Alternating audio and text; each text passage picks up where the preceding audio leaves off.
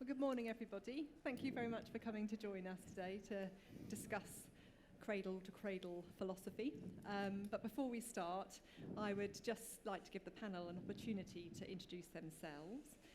I am Lindsay Rendell, and I run an interior design company in Suffolk, and I'm also the president of the British Institute of Interior Design. But I'd like to introduce you to Brendan, to Dee, and to Chloe. So, Brendan, would you like to tell us a bit about yourself? Thank you very much. I'm Brendan Rowan, Cradle to Cradle specialist. I've worked in the industry for 12 years, got trained over in the US, and I'm now sharing my lovely knowledge and expertise with you folks here in the UK.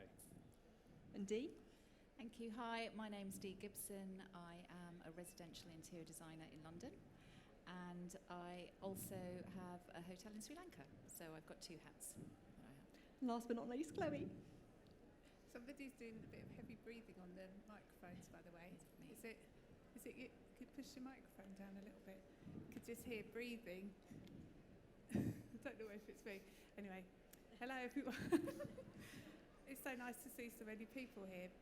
Thank you for coming. My name's Chloe Bullock, and I run Materialise Interiors in Brighton, and I've been a designer since the early 90s. And my passions come through in my work, so I offer animal-friendly, human-friendly and planet-friendly interior design, and it's a pleasure to be here today. Thank you. So many of us here today may not be familiar with the phrase cradle to cradle, and if we have heard of it, we might find it daunting or unsure of its meaning. So Brendan, would you explain to us and demystify the terminology for us? I'll do my best. So cradle to cradle is both, or can be seen both as a concept and as a certification program. So when we're looking at the concept, it's the opposite of cradle to grave.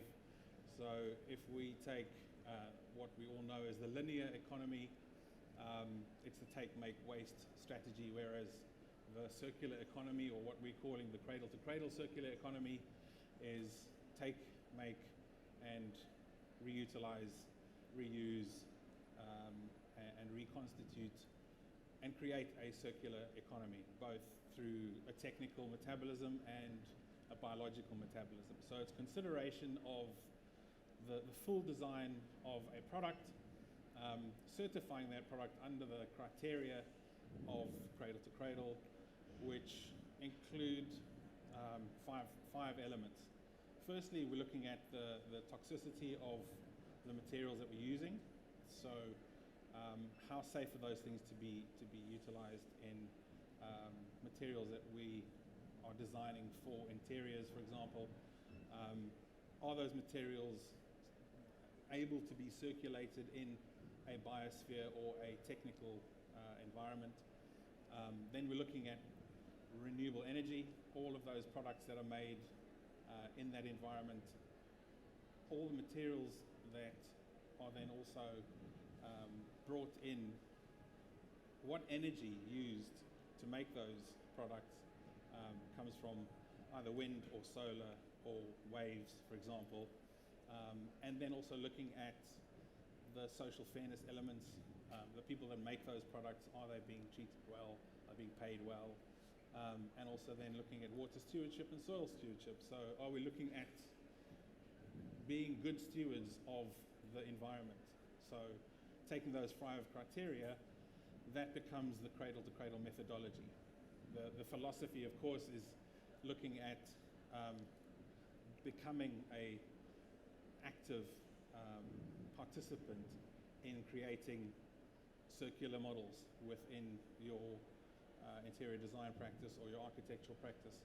So when you're looking at creating a building or creating an interiors design room or space, how is the impact of what you're doing aligned with your client's needs, the beauty of the space or the aesthetic, and obviously the cradle to cradle perception or concept will then impact on that in a positive way.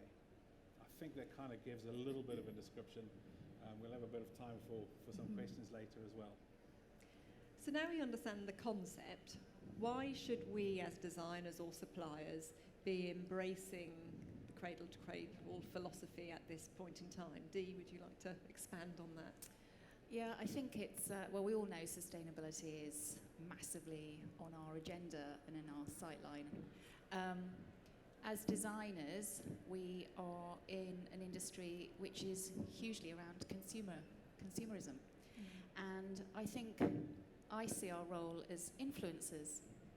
Everyone is an influencer within our own sphere of living, but as a designer, we are given proxy by our clients, aren't we? We're in charge of their money, and we influence them about how they choose, where they buy, where they spend, and how they design their spaces. So we have a huge sphere of influence with them, and as part of the supply chain, we also have an ability to speak to suppliers and product designers and people like that and just say, we need more, we need better, this is what we're hearing.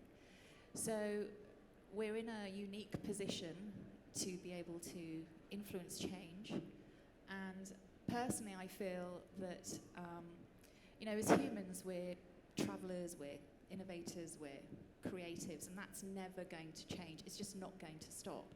So now we have to take a step back and think about how we're going to do that. And this is a moment for us to be able to take that space and help educate people, engage them, make it sound a little bit sexier. If we're creating an interior, we need to paint a picture with our clients about why we want to use a specific product and bring them into that whole process of decision making. Chloe, you going to expand? So my background, I was so fortunate that my second job out of university, where I studied furniture and product design, because I just loved to make things and to know how things are made and what they're made of. So I was really fortunate I actually wrote to Anita Roddick and asked if I could be a designer in her team. And at that time, Body Shop was expanding. So Body Shop's ethos and their values carried all the way through their products into how we built the shops and what we finished the shops in. So I had the most wonderful 10 years with them, learning about sustainability, which means people as well as planet and animals. So it was all the animal testing as well. So I've got to learn about Cradle to Cradle from studying human-centric design. I studied the Well Building Standard and heard about Cradle to Cradle from that. If you use products from the certification, you get more points for the product, the project, and pushing it higher as a level. For me, it's a perfect tool to marry up my kind of Body Shop values ethos, which are my own and within my own business. And it's a really easy way to find those products easily. So the Body Shop really were well ahead of their time, weren't they? And they made that part of their business strategy from day one. Yeah. Their ethos and their core sort of desires to create a sort of more sustainable world has been their driving factor. How can we all begin to adopt a more sustainable approach within our own business strategies? Could you maybe give us an example of how you embody Cradle to Cradle within your own design practice? So I don't use Cradle to Cradle for everything, and I don't do 100% perfectly sustainable projects either. I really want people to know that, because it's kind of that fear of starting and doing something. But it all depends on my clients and what, kind of marrying up with their values and what their project intentions are.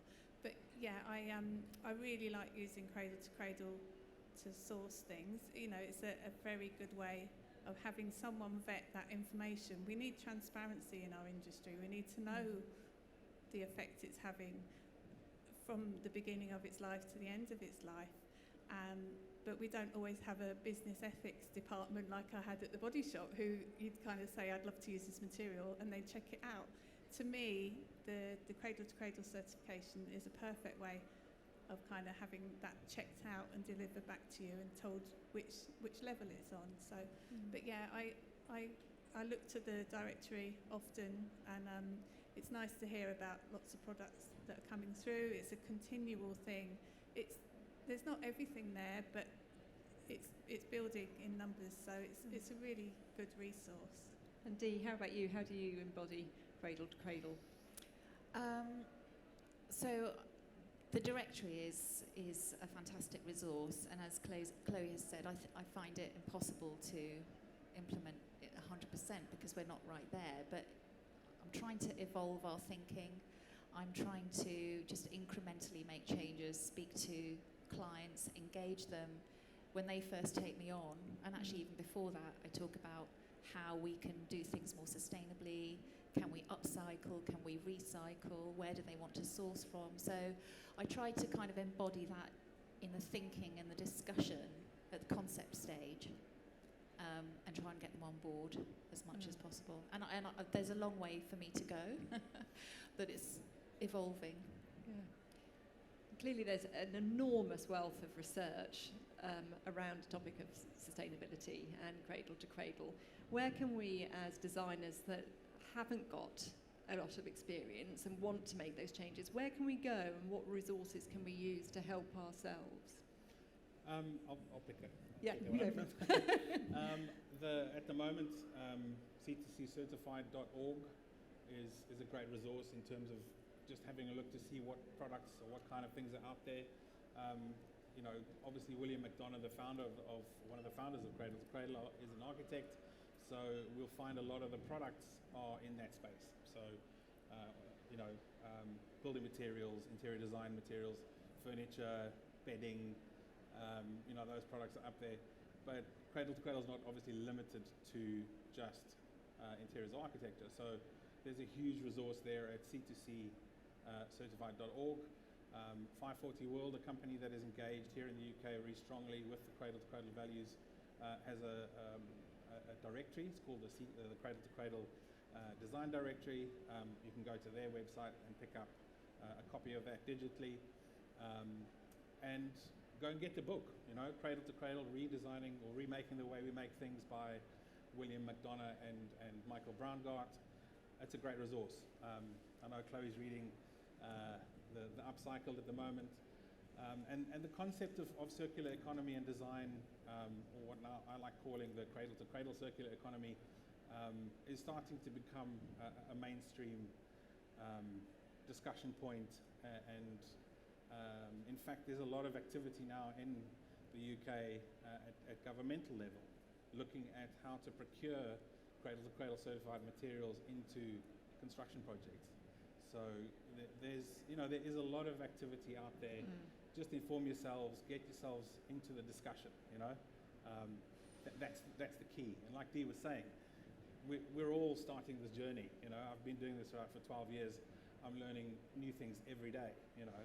Get on your socials, get into the arena of being able to engage your clients. You know, a lot of clients are, you know, specifying or saying, this is what I want. I want a sustainable interior. I want a sustainable building. I want to, you know, I want to build my home out of wood, for example, or whatever the case may be. So, you know, with those questions being asked, do the due diligence, go and do the research, investigate for yourselves, inform yourselves, because the information's out there. You know, there is that topic of not knowing where to go. There's just the internet is full of it, to be quite fair. And Chloe, yeah. you've been working with the BIID on their sustainability, haven't you? So I was really happy to be invited onto the Professional Practice Committee at the BIID, and there's a group of us on there, and we've kind of written a sustainability strategy for the professional body, and that is kind of picked up on how the BIID runs itself, guidance on how to look at your own carbon emissions as a business and how you work. So we've also written together a sustainability guide, which is going to be a living document. So this isn't it. It's going to, you know, grow, but I hope that people find it a really useful resource because, you know, there's a lot of my body shop background in there. There's a lot of the vetting of products in there, and I just think if people can dip in and out of it, I feel it's a good resource to share with everybody, and it's free to everybody, not just the professional body. So, And that was launched only last week? Well, yeah, before? it's launched at Planted, That's it, and that's I think it's pretty good. Yeah. So I really hope people find it useful. Brilliant. But the other thing to say is I'm also a founding signatory of Interior Design Declares, which is the interior design version of Architects Declare about the climate crisis and biodiversity loss. And we are gathering pace. We're approaching 100 signatories now, which is wonderful. And it's just a lovely way of bringing together designers and suppliers to learn together, to kind of collaborate and to get better together, because we are all at different levels. Let's just do something and kind of get it moving. So that's sort of set up by some BIID members. It's separate to the BIID. We're supported by the BIID, but it's something that I would really love people to sign up to, because if we don't collaborate, we don't get anywhere. If we kind of just keep working in isolation and not sharing. So yeah, I'd urge you to do that as well. So we as individual designers, lots of designers work solely on their own, and it's a very daunting task if you're one person. How do I make a change as one individual person? If you were, with your experiences, making a plea to our suppliers to enable us to become more sustainable, what would your plea be? I'll start again. You go. I think it goes back to just educating yourself. You know,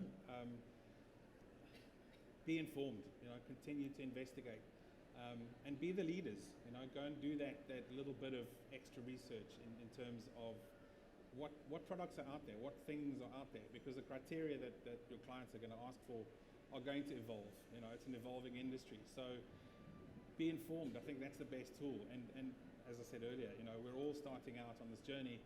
Doesn't matter where you're at, just keep yourself informed about what's coming on, new products, new ideas, new concepts, new ways of doing things. You know, the whole idea of design for deconstruction is coming into quite an interesting arena. How does that work in interiors and architecture? So yeah, I would just say keep as abreast of new developments as possible. Dee, what would you ask? Yeah, I would agree with all of that. And I think as individuals, when we're designing, we build relationships with our favourite suppliers, our preferred people that we like working with, and having an open dialogue and starting to ask the questions, because it's impossible for us to stay abreast of what's out there, isn't it? So if we can speak to our suppliers and say, what's the backstory? I really like to know who runs a company, for example. You know, what is their ethos? What are they talking about? What's important to them? What are they thinking about? What can we do better together?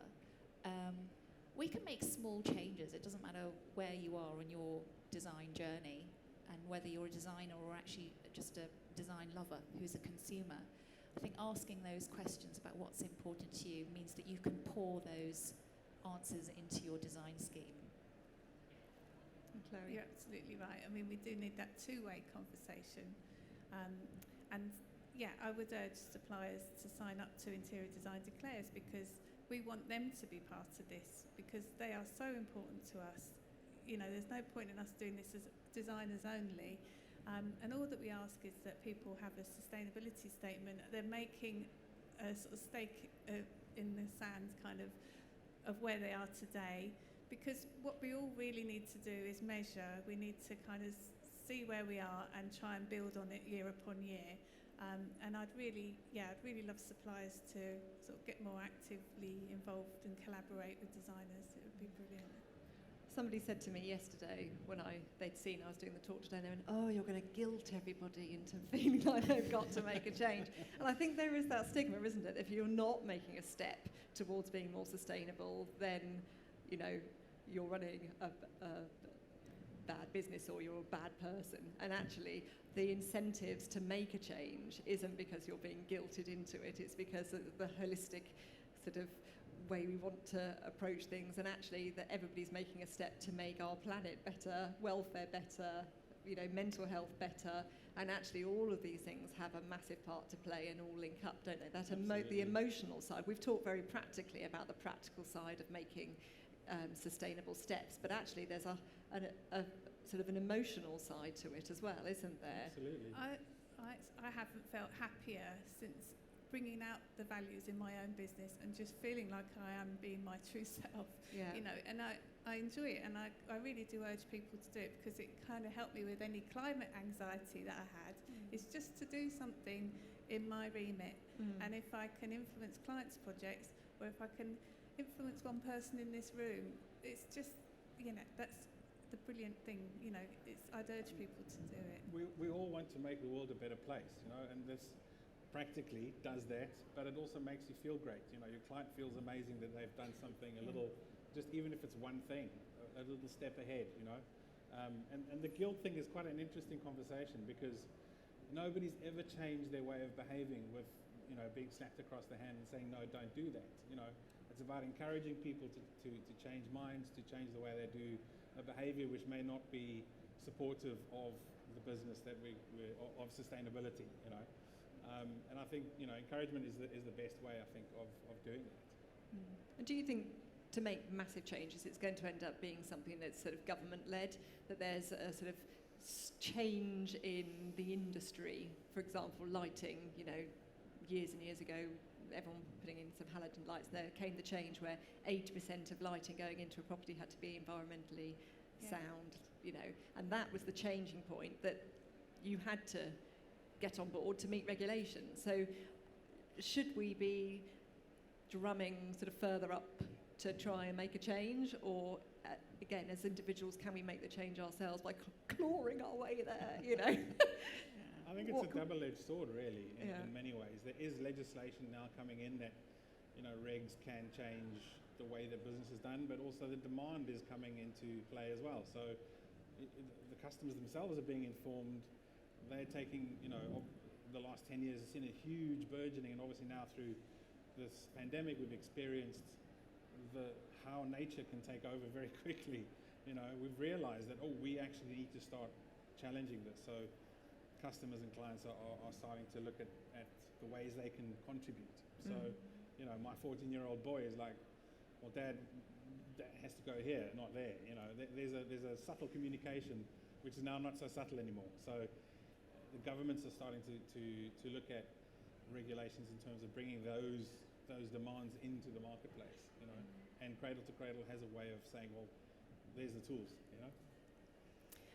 I'd like to add as well that I think that whilst we can all make changes ourselves, which together and collectively will make a big groundswell in change, it does need to be supported from the top as well. I think I told you guys about a story about I received a kitchen on a project recently which the supplier had gone to a great deal of trouble wrapping it all up in cardboard, and then it sat on site, and the expectation was that the client was going to get rid of it, or it was going to go in the skip. And obviously we had a conversation about how that was not going to happen.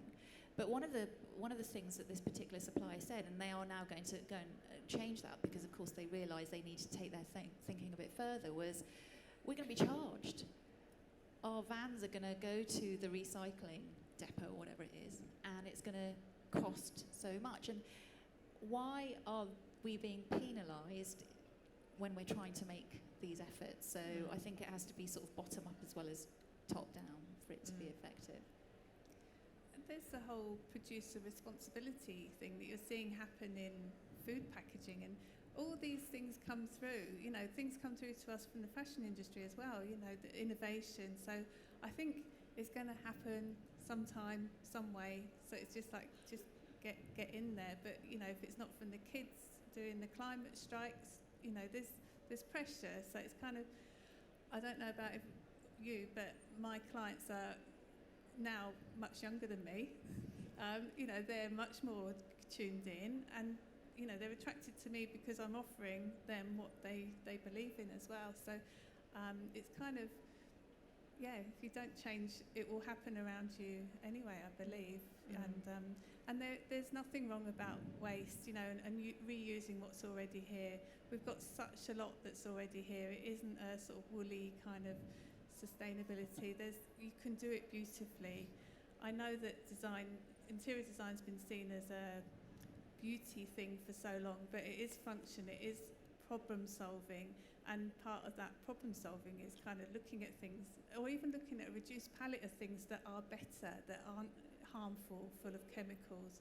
You know, And also possibly spending that little bit more, but to get something that is going to last and is properly manufactured and ethically sourced. I think people are prepared to pay more, aren't they, these days? Yeah, you're because mitigating, long-term effects. You're mitigating extra costs down the line. Particularly with construction. You're constructing a building that in 20 or 30 years' time can be deconstructed and reutilized as something else, with that purpose in mind. So when you're designing that building or that furniture or whatever it is, you're thinking what's next? What's the next step? It's like your guys with the cardboard. No one thought about what's the next step for that thing, And there's a bit of a debate as to the definition of cradle to cradle, and I came up with an idea walking in the woods one day that cradle to cradle is actually the responsible custodianship of nature's bounty, It's like we've got all of this amazing stuff that we use to build, to make clothing, to do all of that stuff with, but we need to become responsible custodians of those things. And we had this debate earlier about the fact that there's this thing called life cycle analysis, where everyone loves using that word, and I've said I don't really go with that, because it's not a living thing, It's a use cycle analysis. How do we use that thing?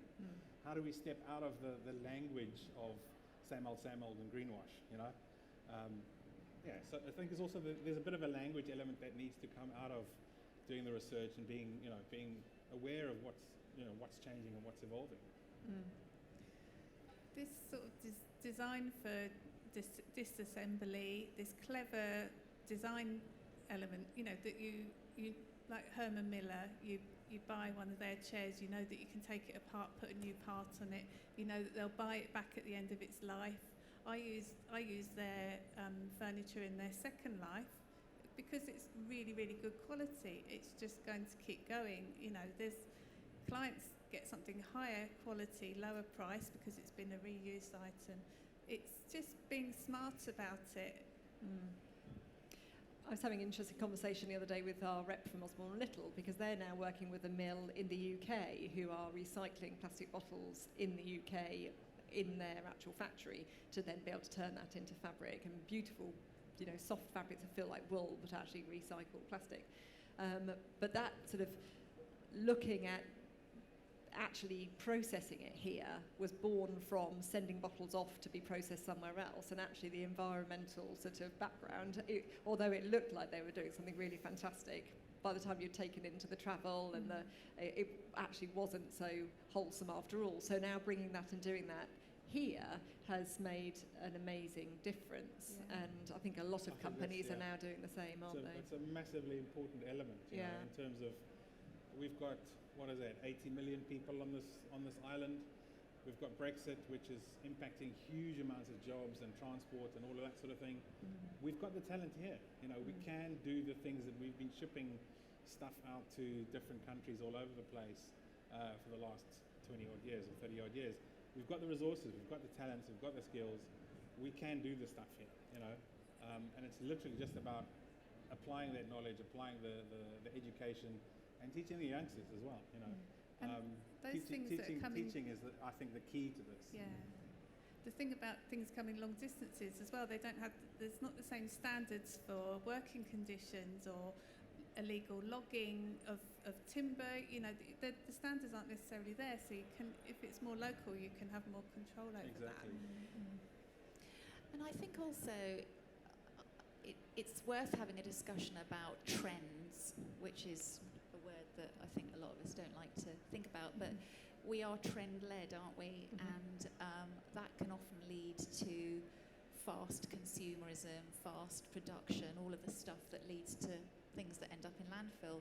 And what I love working with people, clients who really get on board with saying, yeah, okay, let's take that piece of furniture that you're selling the idea to me that I don't want to get rid of it. What are you going to do with it? So we do some upcycling, and there are so many great people out there now who will find what could have been trashed a few years ago, and they upcycle it beautifully. It's gorgeously made. There's a lot of artisan craftsmanship that goes in, and then your client ends up with a completely unique piece.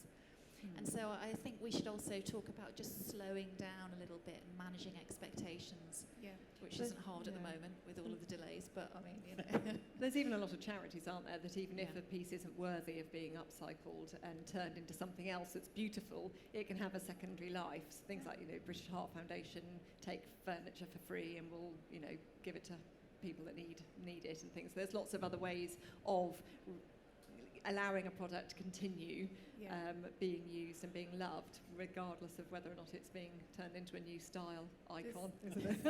So little need for things to go to landfill. It's only when that fire label is cut off anything that's upholstery or a mattress, or that can't be reused then. But the people like the British Heart Foundation could use it if it had that label on. So, but yeah, we just House of Upcycling are turning quite ordinary pieces of furniture into pieces of art that people can then have in their home, and they're an heirloom item. Then it's been elevated. It's a great thing. We just need to be more creative in what we've got around us, and this kind of little thing that's happening, well, not little, but this problem with supply at the moment that we're having is kind of making us be a bit more creative, pausing and looking at an interior before we plough into it and take things away. Can we reuse things? So or even sourcing locally. I mean, we certainly have had huge supply issues over the last 18 months, and during which I have found some fantastic local furniture makers that are now doing quite a lot of work for us, and it's 10 miles down the road and I can go and check on it halfway through, and it's really wonderful that it has pushed us to use more sustainable, smaller crafts people. And there's a storytelling element to this. Yeah. So, whether that's for you in your business telling that story, it's lovely for other people to hear. It's nice for clients to tell those stories. They have a closer relationship because the person that's delivered that piece of material may well have been the one that made it. And that's nice for business owners who we design for as well. It's good for their marketing. So there's just so many good things to get out of this. And it allows the client to be more involved. They can go and visit the piece halfway through and watch it be made, and they feel like they have this sort of relationship with the product that they've got, which is really quite lovely. Yeah, sure.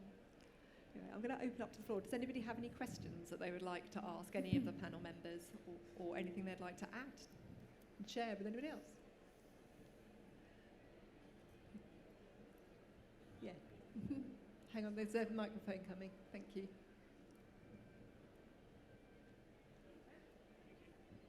Hi there. I'm James from Much More Design. I'm currently going through the process of becoming a BIID member. And correct me if I'm wrong, but I'm currently going through that sort of presentation process. And I can't remember anything in there being a sort of requirement about sort of sustainability in terms of becoming a member. I was just wondering if there is or if there isn't, if there was any plans for that. Because as you were just talking earlier about it coming sort of, I think change comes from the top down. I was just wondering if that's something that's there isn't anything in there at the moment. Okay. And I think, again, lots of designers working on their own are fearful of embarking on sort of a sustainable journey. They think that if they sort of umbrella themselves under that, then they're sort of narrowing their area of work. So I think if you can show sustainability within your presentation, then that's absolutely fantastic. And if you're in tune with sustainability, then brilliant. And hopefully more and more people will naturally be working that way. I think the BIID are a professional body that welcome any professional working interior designers, and I think, go. Yeah. Brilliant, really, if you are working in a sustainable way. This strategy is going to sort of Filter down. It's going to just be part. It's not going to be a separate thing. It's just going to be there. It'll be part of our conference. It is part of our CPD. We've got this great guide. There's lots there, and we're just going to grow on it. And you're running some CPDs for us as well, aren't you, Brendan? Yeah. I have done one, yes. Yeah. And it's Very very, good. very informative and great feedback. So Yeah. I think that's the thing, keep the conversation going. Yeah, and it's really. all and about education, isn't it, really? And we've got some members that have, well, been members for years and years and years, and lots of people who haven't been involved in sustainable design before, but the whole point of being a member of the BIID is to continue learning and to have that sort of professional network that supports and encourages. So certainly the reason I joined. Yeah, for the and learning. exactly, because things change all the time. Legislation changes, regulations change, and as a designer, we have to be responsible to our clients and the world around us. So being a member of the BIID aids anybody in continuing that development of themselves and their businesses. So I think our clients find it very, very reassuring as well to know that we're in such a good professional body, you're properly insured, all of those things, you know. yeah, it's reassuring for them, and it's a fantastic organisation to be involved in, to have that support as well. So I look forward to seeing you at more events. Yeah, definitely. Yeah, next question.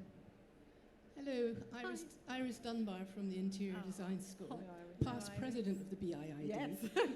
and also one of the oldest people in the room, I think. What I'd like to say about the sustainable message and the definitions that we're using now is that I trained a very long time ago, and one of the main adjectives is appropriateness. So working and designing in an appropriate manner is in a sustainable manner. So I think although the definitions are changing, the root of the problem is still the same. Yeah. Thank you, Iris. I'm sorry to... I'll pick up on that very quickly. Appropriate is very appropriate, you know. Courses for horses. If you're doing something in you know, very specific to, you know, for example, designing a kindergarten space, you're not going to use toxic paint to paint the walls, you know.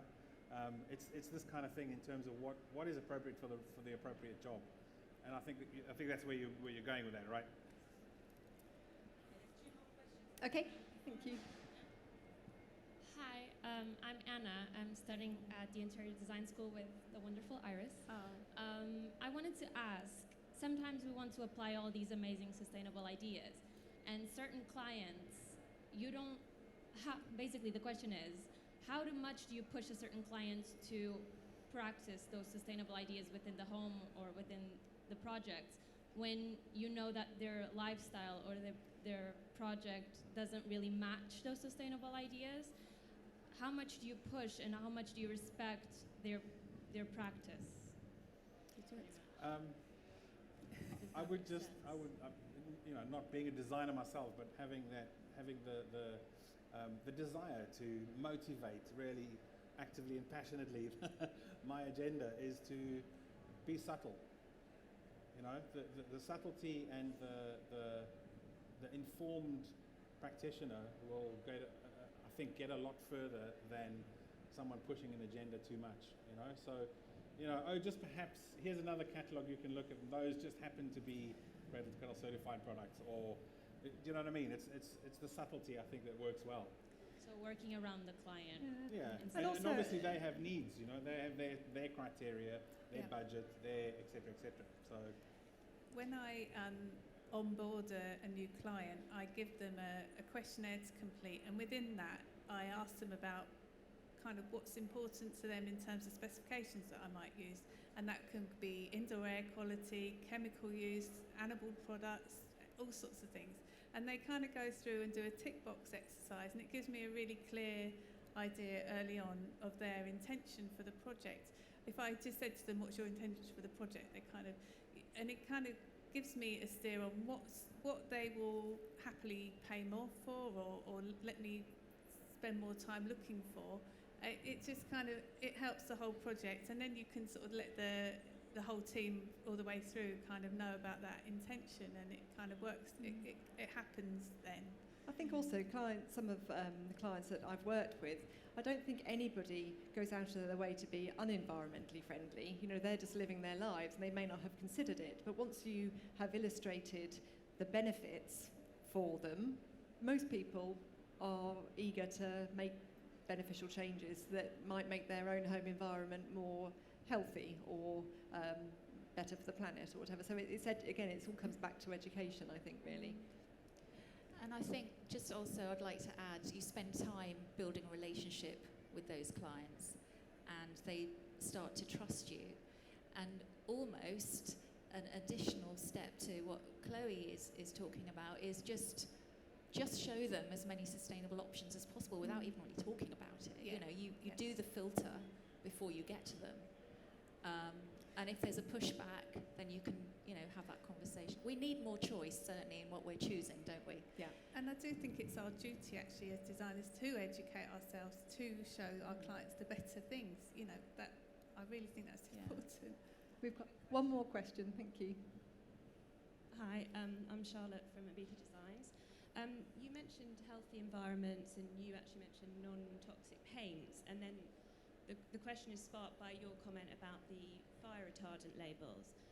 For me, one of the difficult things with newness is, particularly in fabrics and upholstery and floor coverings, is the outgassing, the toxins that you're releasing, even if you're upcycling. Yeah. And I'm wondering how this connects, and if we can, a lot of it is, of course, we're bound by regulations and laws of the country. Do we see any progress in these areas? Yes. We do. This is such a I'm very perfect glad you question. asked the question. Yeah. Chloe and I were having a conversation about this earlier. I've done a number of years of research into fire retardant. So I don't want to labour the question. We can have a conversation afterwards. But the bottom line is there is work being done. There is a cradle-to-cradle certified fire retardant. You know, obviously, everything that we have in our bedrooms, in our lounges, dining rooms, we sleep on linen and beds that have got fire retardant on. They have fire retardant, as we know, unfortunately, has nefarious chemistry in it. So it goes into our nose while we're sleeping, and all of that sort of thing. So, I'm not going to make the parallels now, but the bottom line is that is being addressed. It's been done and championed in the Netherlands, as well as Germany. We're doing some work here, hopefully, that will evolve that into having a healthier version of that. This is why I like Cradle to Cradle so much, because it does cover the material health, so the off-gassing. Obviously, the higher the level, the better, but it covers all the things that I'm anxious about. Chemicals and sustainability just don't mix. You just want to take the chemicals out. If there's no chemicals, you don't.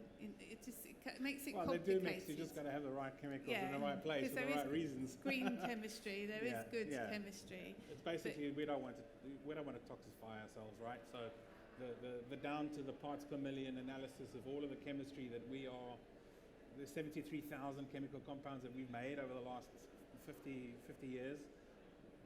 We know data of about 30,000 of those.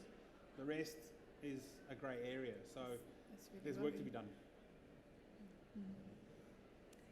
Thank you very much. I think we're out of time, so thank you all for joining us, and we'll hang around just outside. If you have any other questions and you want to come and speak to any of us, please do. Thank you. Thank you.